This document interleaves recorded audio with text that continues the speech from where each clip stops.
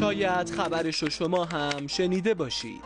چند سالیه که سرعتمون از حد مجاز هم رد شده. اگه فناوری تو ایران رو به 9 بخش تقسیم کنیم، اون وقتی که دلم میخواد بدونم تو هر زمینه چه دردی از مردم دوا شده. دوباره رویای تازه داره دنیامو میسازه، حسی که از راه رسیده باز به من انگیزه میده. این امید نمیره از دست وقتی که زمان هنوز هست. نگو امروز اشتباهه، فردای خوبی تو راهه.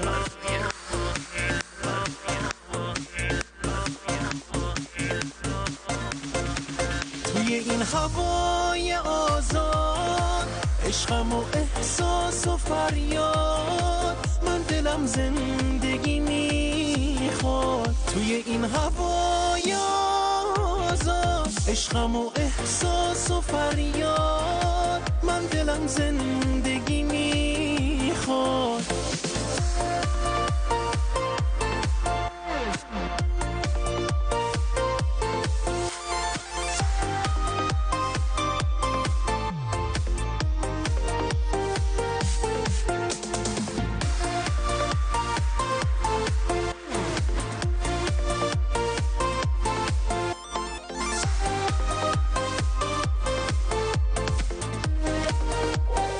دنیای ابتکار، خلاقیت و نوآوری هیچ وقت تموم نمیشه.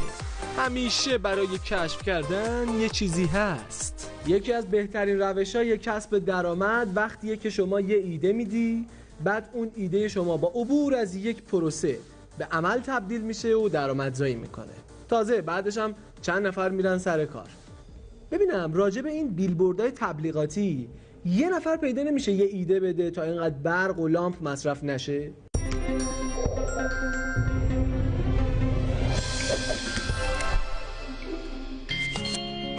با یه جستجوی ساده تو اینترنت خواهید یافت که حدود 1500 تا بیلبورد فقط تو شهر تهران نصبه. نور این بیلبوردها از کجا تامین میشه؟ داخل هر کدوم از این بیلبوردها هیچی نباشه 200-300 تا لامپ روشنه. تا حالا فکر کردید؟ اعتراف کن. چیو؟ اعتراف کن. چیو؟ اعتراف کن. بابا اینقدر این لامپو جلوی چشای من تکون نده. گرمه، پرمصرفه، داغه. چرا انرژی کشور رو هدر میدیم با این لامپا؟ اصلا منو بندازی زندون. همینطور زیر پل‌ها همه ی نورپردازی‌های شهری، لامپ تو خونه‌ها و یه عالمه جا که فقط با لامپ روشن میشه. سلام های مولوی، خوب هستین؟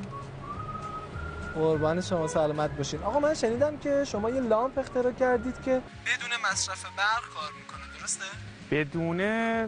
بله، مصرف برقش نزدیک به 0.7 وات در ساعت. چقدر جالب. بعد ببینم این پروژه عملیاتی هم شده؟ بله، اتفاقا من الان سر پروژه هستم. در حال نصبیم توی یکی از ساختمان‌های بیمارستان‌های تهران. من می‌خواستم اگه امکانش رو داشته باشید دعوتتون کنم به برنامه داتا آی آر، طرحتون رو معرفی کنید. والا الان که من سرم خیلی شلوغه، بعد از پژوهشکده‌ام باید برم، یعنی تو این هفته کامل سر پروژه هام. اگر اجازه بدید برای هفته آینده با هم قرار بذاریم بهتره. خب شما بگید میایم تو همون محلی که دارید پروژه‌تون رو انجام میدید. یکی از بیمارستان‌های تهرانم، حالا میتونم آدرس بدم، اگر که سخت نیست براتون میتونید بیاین اینجا، مشکلی نداره. ولی ممنون میشم پیامک کنید پس. بسیار خوب، من براتون استفاده. قربان شما، خدا نگهدار. خدا.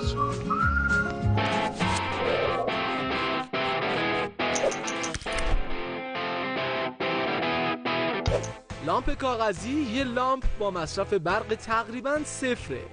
یه ایده شاهکار از یک دانشجوی ایرانی که میشه باهاش دنیا رو متحول کرد. صاحب این شرکت دانش بنیان میگه محصولی که ساخته میتونه برای خونه ها، بیلبورد های تبلیغاتی، دکوراسیون های شهری، بیمارستان ها و هر جایی که لامپ هست کاربری داشته باشه. لامپ کاغذی بدون مصرف برق فقط با یک باتری ساعت روشن میشه. خیلی ممنونم که دعوت منو پذیرفتید و اینکه چه جایی با صفایی. بله، ما گفتیم که شاید بیمارا اذیت بشن، گفتم محیط بیرونه، فضای آزاد در خدمت باشیم. ببخشید دیگه. خب ما خیلی سریع بریم سر اصل مطلب. ایده لامپ کاغذی از کجا برای شما اومد؟ خدمتتون عرض کنم که ما روی پروژه‌ای کار می‌کردیم حدود 7-8 سال پیش. روی پروژه‌ای در حیطه فناوری OLED ها یا نمایشگرهای ارگانیک ساطع کننده نور. البته اون چیزی که ما کار می‌کنیم OLED قرار بود که شیشه‌های بالگرد رو تبدیل کنیم به مانیتور نمایشگر که اکسسوری‌های سیستم‌های اویونیک هلیکوپتر و هواپیما رو روی شیشه هواپیما خلبان بتونه ببینه. خب از دل اون پروژه وقتی که داشتیم کار می‌کردیم من تو بحث نمایشگر رسیدم به بحث نور و توی این هیته این لامپای کاغذی رو آوردن بیرون. پس یعنی داشتید روی یه پروژه دیگه کار می‌کردید 7 سال پیش. بله. بعد یهو از تو دل اون پروژه بله اینو دیدم چه صفحه روشن شد.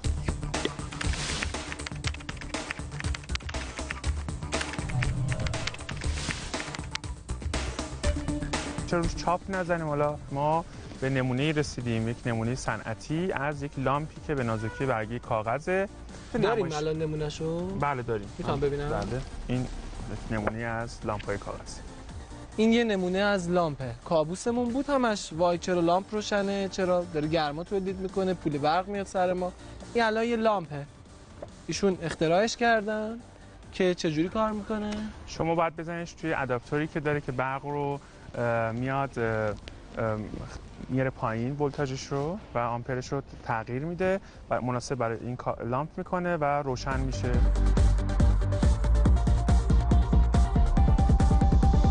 خیلی اتفاق جالبیه. و برای اینکه این اختراع و لامپ کاغذی رو بسازی در ایران چیکار کردی؟ کجاها رفتی و چجوری شروع کردی؟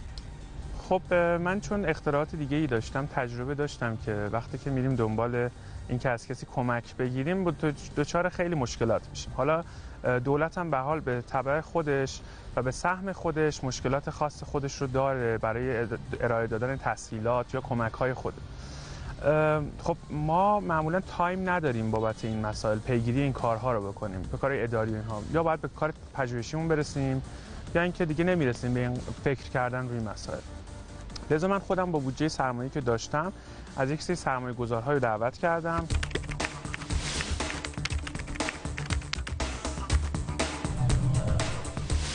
طرحم رو به صورت کانسپت اولیه ساختم، گذاشتم اونجا و گفتم که بیایید حمایت بکنید از این پروژه. پس خودت شروع کردی؟ خودم شروع کردم. حدود 1 سال طول کشید تا کار تولید شد و بعد ما شرکت زدیم. و شرکتتون دانش بنیانه؟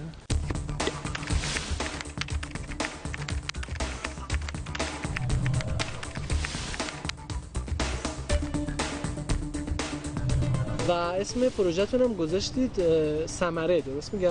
بله. چرا؟ خب به معنای نتیجه، چون ثمره تلاش‌های چندین ساله ماست که به ثمر رسیده و الان ما شاهد نصبش و فروشش در بازار هستیم. من میخوام یه چند تا سوال خصوصی هم ازت بپرسم.